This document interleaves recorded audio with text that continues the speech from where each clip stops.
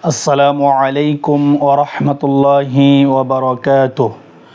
আলহামদুলিল্লাহি রাব্বিল আলামিন ওয়াল আকিবাতু লিল মুত্তাকিন ওয়াসসালাতু ওয়াসসালামু আলা সাইয়্যিদিল মুরসালিন ওয়া আলা আলিহি ওয়া আসহাবিহি আজমাইন, আম্মা বা'দ। সমস্ত প্রশংসা সেই মহান রব্বুল আলামিনের জন্য, যে আল্লাহ সুবহানাহু ওয়া তাআলা 14তম তারাবিহ কোরআনের বার্তায় আলোচনায় যে আল্লাহ সুবহানাহু ওয়া তাআলা আলোচনা করার এবং শোনার তৌফিক দান করলেন, সেই আল্লাহ সুবহানাহু ওয়া তাআলার প্রতি প্রশংসা কৃতজ্ঞতা জ্ঞাপন করি, আলহামদুলিল্লাহ। দরুদ ও সালাম পেশ করি বিশ্ব মানবতার মুক্তির দূত, যিনি ছিলেন সর্বযুগের সর্বশ্রেষ্ঠ মহামানব, সেই রাসূলের প্রতি দরুদ ও সালাম পেশ করি। সবাই বলি সাল্লাল্লাহু আলাইহি ওয়াসাল্লাম। আজকে 14তম তারাবিহতে কোরআনের পঠিতব্য অংশ হলো 17 নম্বর পারা। আজকে তারাবিহ নামাজে হাফেজ সাহেবরা 17 নম্বর পারা তেলাওয়াত করবেন। এই পারাতে রয়েছে সূরা আম্বিয়া ও সূরা হজ। ঘটনা বলি, আজকে তেলাওয়াতের মধ্যে রয়েছে সূরাতুল আম্বিয়া, অর্থ নবীগণের সূরা। এই সূরায় 18 জন নবীর আলোচনা এসেছে। তাদের প্রতি আল্লাহর অনুগ্রহ এবং তাদের দাওয়াতের পথ ও পদ্ধতি উঠে এসেছে এই সূরায় শুরুতেই আলোচিত হয়েছে ইব্রাহিম আলাইহিস সালামের দাওয়াতের অভূতপূর্ব কৌশলের বর্ণনা। বিচক্ষণতার সাথে অভিনব পন্থায় তাওহীদের দাওয়াত দেওয়া ছিল ইব্রাহিম আলাইহিস সালামের অনন্য বৈশিষ্ট্য। নিজের পিতা ও স্বজাতিকে শিরক থেকে একত্ববাদের পথে আহ্বান করলে তারা বাপদাদার ধর্মের অজুহাত দেয়। ইব্রাহিম আলাইহিস সালাম বলেন, বাপদাদা ভুল করলেও কি তাদের অনুসরণ করতে হবে? শত চেষ্টার পরেও তাদের চোখ থেকে ভ্রান্তির পর্দা না সরলে ইব্রাহিম আলাইহিস সালাম এক কৌশলের আশ্রয় নেন। একদিন তাদের উপাসনালয়ের সবগুলো প্রতিমা ভেঙে শুধু বড় প্রতিমাগুলোকে অক্ষত রাখে। লোকেরা ইব্রাহিমকে প্রতিমা ভাঙার অপরাধে অভিযুক্ত করে। ইব্রাহিম আলাইহিস সালাম বলেন, তোমাদের বড় প্রতিমাকেই জিজ্ঞাসা করো যে কে তাদের ভেঙেছে। তখন তারা বলে, প্রতিমা কি কথা বলতে পারে? ইব্রাহিম আলাইহিস সালাম বলেন, তোমরা কি এমন প্রভুর উপাসনা করো যে তোমাদের উপকার কিংবা ক্ষতি কোনোটাই করতে পারে না? ইব্রাহিমের যুক্তির কাছে তারা হেরে যায় এবং ক্ষিপ্ত হয়ে তারা ইব্রাহিমকে অগ্নিকুণ্ডে নিক্ষেপ করে। মহান আল্লাহ আগুনকে ইব্রাহিমের জন্য শীতল ও শান্তিময় হয়ে যাওয়ার নির্দেশ দেন। আগুন আল্লাহর নির্দেশ পালন করে আর লোকদের অপচেষ্টা ব্যর্থ হয়। এরপর মহান আল্লাহ ইব্রাহিম আলাইহিস সালাম ও লূত আলাইহিস সালামকে পাপিষ্ঠদের হাত থেকে রক্ষা করে বরকতময় ভূমিতে ফিলিস্তিন নিয়ে যান। নূহ আলাইহিস সালাম এবং তার অনুসারীদেরকেও তিনি রক্ষা করেন। সূরা আম্বিয়া 51 নম্বর আয়াত থেকে 57 নম্বর আয়াত পর্যন্ত। দাউদ আলাইহিস সালাম একাধারে ছিলেন শাসক ও আল্লাহর নবী। সুলাইমান আলাইহিস সালাম ছিলেন দাউদ আলাইহিস সালামের ছেলে। তিনি ছিলেন শাসক ও নবী। তাদের সময়ের একটি ঘটনা কোরআনে বর্ণিত হয়েছে। একজনের মেষপাল অপরজনের ক্ষেতের ফসল নষ্ট করে ফসলের মালিক বিচার নিয়ে দাউদ আলাইহিস সালামের কাছে আসে। ফসল নষ্টের এই মামলায় দাউদ আলাইহিস সালাম যথাযথ রায় দেওয়ার পর সুলাইমান আলাইহিস সালাম চমৎকার আপোসরফায় উপায় বাতলে দেন।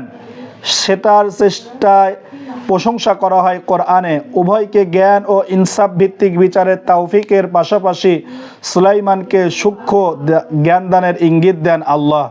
পিতা পুত্র উভয়কে আল্লাহ অলৌকিক ক্ষমতা দান করেছিলেন। দাউদ আলাইহিস সালামের হাতে লোহা পানির মতো গলে যেত। এ ছিল তার মুজিজা। তিনি আল্লাহর কাছ থেকে সমসামরিক পোশাক অস্ত্র তৈরির বিদ্যা লাভ করেন। সুলাইমান আলাইহিস সালামের জন্য বাতাসকে বশীভূত করে দেওয়া হয়। বাতাসের ভর করে তিনি সেখানে খুশি যেতে পারতেন। বাতাসের মতো জিনরাও ছিল তার অনুগত। অন্যান্য নির্দেশ পালনের পাশাপাশি জিনেরাও আল্লাহর এই নবীর জন্য ডুবুরির হয়ে কাজ করে। সূরা আম্বিয়ার 78 নম্বর আয়াত থেকে 82 নম্বর আয়াত। আইয়ুব আলাইহিস সালামকে দুরারোগ্য ব্যাধি দিয়ে পরীক্ষা করেন। আল্লাহর এই নবী অধৈর্য না হয়ে বিনয়ের সাথে সুস্থতার দোয়া করলে আল্লাহ তাকে রোগ মুক্তি দান করেন। ইউনুস আলাইহিস সালাম আল্লাহর নির্দেশের পূর্বেই অবাধ্যদের জনপদ ত্যাগ করে মাছের পেটে প্রবেশের মতো মহাবিপদের মুখোমুখি হন। এরপর আল্লাহর কাছে আত্মসমর্পণ করে ভুল স্বীকারের মাধ্যমে তিনি বিপদ থেকে রক্ষা পান। উল্লিখিত ঘটনাবলী ছাড়াও জাকারিয়া আলাইহিস সালামকে বৃদ্ধ বয়সে সন্তান দান এবং মারিয়ামের সতীত্বর সাক্ষ্য ইত্যাদি বিষয় আলোচিত হয়েছে আজকের তিলাওয়াতকৃত অংশে সূরা আম্বিয়ার ৮৩ নম্বর আয়াত থেকে ৯১ নম্বর আয়াতে। এছাড়াও সূরা আম্বিয়ার ভেতর ইসহাক, ইয়াকুব, আইয়ুব, ইসমাইল, ইদ্রিস, জুলকিফল আলাইহিমুস সালামের প্রশংসা করা হয়েছে। সূরা হজের ভেতরে হজের ইতিহাস আলোচিত হয়েছে। কাবা পুনর্নির্মাণ এবং আবাদের পর আল্লাহর নির্দেশে মক্কার পাহাড় চূড়া থেকে হজের ঘোষণা দেন ইব্রাহিম আলাইহিস সালাম। সেই আহ্বান বিশ্বময় পৌঁছে যাওয়া এবং দূর দূরান্ত থেকে বিভিন্ন বাহনে চড়ে বিশ্ববাসীর হজের উদ্দেশ্যে কাবায় আসার সুসংবাদ ও ভবিষ্যদ্বাণী করা হয়েছে এই সূরায়। সূরা হজের ২৬ নম্বর আয়াত থেকে ২৭ নম্বর আয়াতে। আজকে ১৪তম তারাবির মধ্যে আল্লাহ সুবহানাহু ওয়া তাআলা হাফিজ সাহেবরা যা কোরআনুল কারীম থেকে তেলাওয়াত করবেন তার ভিতরে ঈমান আকীদা সম্পর্কে ঘোষণা দেন। সূরা আম্বিয়ার অনেকগুলো আয়াতে তাওহীদের গুরুত্ব ও যৌক্তিকতা নিয়ে আলোকপাত করা হয়েছে। মহান আল্লাহ পৃথিবীতে যত রাসূল প্রেরণ করেছেন একত্ববাদের আহ্বানের জায়গায় সকলেই ছিলেন অভিন্ন। সূরা আম্বিয়ার ২৫ নম্বর আয়াত। সৃষ্টি জগতের নিপুণ ব্যবস্থাপনা প্রমাণ করে মহান আল্লাহ সৃষ্টি জগতের একমাত্র অধিপতি। একাধিক অধিপতি থাকলে মতবিরোধ এতদিন তা ধ্বংস হয়ে যেত। আল্লাহ বলেন, যদি আসমান ও জমিনে আল্লাহ ছাড়া অন্য কোনো মাবুদ থাকতো তবে মতবিরোধের কারণে উভয় ধ্বংস হয়ে যেত। সুতরাং তারা যা বলছে আরশের মালিক আল্লাহ তা থেকে সম্পূর্ণরূপে পবিত্র। সূরা আম্বিয়ার ২২ নম্বর আয়াত। মহান আল্লাহ সব কিছুর মালিক, সকল কিছু তার সৃষ্টি। তিনি জবাবদিহিতার ঊর্ধ্বে। প্রজ্ঞা ও হিকমার আলোকে তিনি যা খুশি করেন। কারো কাছে জবাবদিহিতার দয়াবাধ্যতা তার নেই, তবে সবাইকে তার কাছে জবাবদিহি করতে হবে। সূরা আম্বিয়ার ২৩ নম্বর আয়াত। মিজান ইসলামী আকীদার একটি গুরুত্বপূর্ণ অনুষঙ্গ। মিজান অর্থ পরিমাপের মাধ্যম। মহান আল্লাহ বলেন, কিয়ামতের দিন আমি ন্যায়ানুগ তুলাদণ্ড স্থাপন করব। ফলে কারো প্রতি কোনো জুলুম করা হবে না। যদি কোনো কাজ তিল পরিমাণও হয় তবে তাও আমি উপস্থিত করব। হিসাব গ্রহণের জন্য আমি যথেষ্ট। সূরা আম্বিয়ার ৪৭ নম্বর আয়াত। যারা পুনরুত্থানকে অসম্ভব মনে করেন, মহান আল্লাহ তাদেরকে নিজেদের সৃষ্টির প্রক্রিয়া ও বিকাশ সম্পর্কে গবেষণা করতে বলেছেন। মানুষকে তিনি মাটি থেকে সৃষ্টি করেছেন, এরপর ধাপে ধাপে শুক্রবিন্দু জমাট রক্ত থেকে মাংসপিণ্ডে পরিণত করেন। পরিণত মানুষ হতে পারে। এই শিশুকে একটা সময় আবার বার্ধক্য ফিরে নিয়ে যাওয়া হয়, যা অনেকটা শৈশবের মতোই। এছাড়া ভূমি শুকিয়ে নিষ্প্রাণ হলে আল্লাহ বৃষ্টিপাতের মাধ্যমে তাতে নবজীবন দান করেন। তখন সেই নিষ্প্রাণ ভূমি বৃক্ষরাজি ও গুল্মলতায় ভরে ওঠে। যিনি এই সুনিপুণ প্রক্রিয়া মানুষ সৃষ্টি ও নিষ্প্রাণ ভূমিতে প্রাণ সঞ্চার করেন, তার পক্ষে কি পুনরুত্থান অসম্ভব? সূরা হজের ৫ নম্বর আয়াত। আজকের ১৪ নম্বর তারাবিতে আল্লাহ সুবহানাহু ওয়া তাআলা যা বিষয় আলোচনা করেছেন, কিয়ামত কতটা কাছে। সূরা আম্বিয়ার প্রথম আয়াতে হিসাবের দিন তথা কিয়ামত ঘনিয়ে আসা সত্ত্বেও সে ব্যাপারে মানুষের উদাসীনতা উল্লেখ করে বিশ্বাস প্রকাশ করেছেন মহান আল্লাহ। পৃথিবীর মোট আয়ুর তুলনায় কিয়ামত অতি নিকটে, সেটা বলার অপেক্ষা রাখে না। প্রিয় নবীর ওফাতের পর পৃথিবীর জন্য সবচেয়ে বড় ঘটনা হলো মহাপ্রলয় ও কিয়ামত। মহান আল্লাহ সুবহানাহু ওয়া তাআলা ১৪তম তারাবিতে হাফিজ সাহেবরা যা তেলাওয়াত করবেন, সেই তেলাওয়াতের ভিতরে মহাপ্রলয় কেমন হবে এই প্রসঙ্গে আল্লাহ রাব্বুল আলামিন বলেন, সূরা হজের প্রথম ও দ্বিতীয় আয়াতে বলা হয়েছে, মহাপ্রলয় ও কিয়ামতের কম্পন হবে পৃথিবীর ইতিহাসের মহাঘটনা ও সাংঘাতিক বিষয়। সেদিন পৃথিবী অবস্থা এমন ভয়ঙ্কর হবে, মা দুধের সন্তানকে ভুলে যাবে, গর্ভবতী নারীর গর্ভপাত হয়ে যাবে, মানুষ নেশাগ্রস্তের মতো দিক বিদিক ছুটাছুটি করবে, অথচ তারা কেউ নেশাগ্রস্ত নয়। মূলত আল্লাহর আযাবই খুবই কঠিন। আল্লাহ সুবহানাহু ওয়া তাআলা আজকের তেলাওয়াতের মধ্যে আদেশ এবং নিষেধ যা করেছেন তা হচ্ছে একমাত্র আল্লাহর ইবাদত করা। সূরা আম্বিয়ার ২৫ নম্বর আয়াত। মানুষকে সৎ পথে প্রদর্শন, নিজে সৎকার্য সম্পাদন এবং সালাত কায়েম ও জাকাত আদায় করা। সূরা হজের ৭৩ নম্বর আয়াত। কোরবানিকৃত পশু হতে নিজেরা আহার করা ও অভাবগ্রস্তদের আহার করানো। সূরা হজের ২৮ নম্বর আয়াত। মানত পূরণ করা। সূরা হজের ২৯ নম্বর আয়াত। কাবা ঘরে তাওয়াফ করা। সূরা হজের ২৯ নম্বর আয়াত। প্রতিমা পূজার অপবিত্রতা থেকে দূরে থাকা। সূরা হজের ৩০ নম্বর আয়াত। মিথ্যা কথা পরিহার করা। সূরা হজের ৩০ নম্বর আয়াত। আল্লাহর কাছে আত্মসমর্পণ করা। সূরা হজের ৩৪ নম্বর আয়াত। বিনীত সৎকর্মশীলদের সুসংবাদ দেওয়া। সূরা হজের ৩৪-৩৭ নম্বর আয়াত।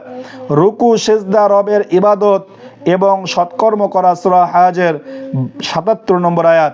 আল্লাহর রাস্তায় যথাযথভাবে জিহাদ করা। সূরা হজের ২২ নম্বর সূরার ৭৮ নম্বর আয়াত। আল্লাহকে মজবুতভাবে অবলম্বন করা। সূরা হজের ৭৮ নম্বর আয়াত। আল্লাহর সাথে কাউকে শরিক না করা। সূরা হজের ২৬ নম্বর আয়াত।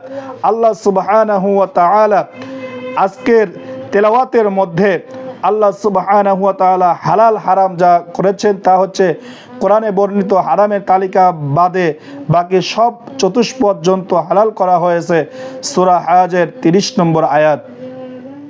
আজকের ১৪তম তারাবিতে বিধিবিধান, হজের নির্দেশ, কোরবানি ও মান্যত পূরণ করা বিধান নাজিল হয়েছে সূরা হজের ২৭ নম্বর আয়াত থেকে ২৯ নম্বর আয়াতে।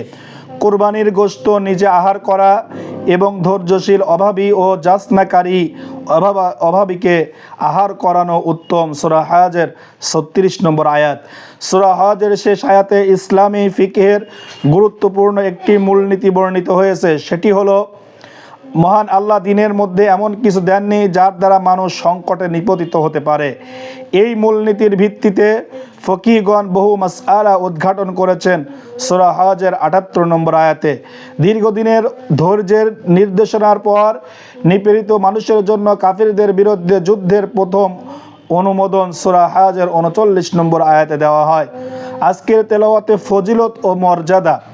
কিয়ামতের দিন রাসূল সাল্লাল্লাহু আলাইহি ওয়াসাল্লাম উম্মত সম্পর্কে সাক্ষ্য দেবেন যে তারা তার প্রতি ঈমান এনেছিল, আর তার উম্মত অন্যান্য নবীদের ব্যাপারে কোরআনে বর্ণিত ইতিহাসের সূত্রে সাক্ষ্য দেবে যে তারা আল্লাহর বাণী মানুষের নিকট পৌঁছে দিয়েছিলেন।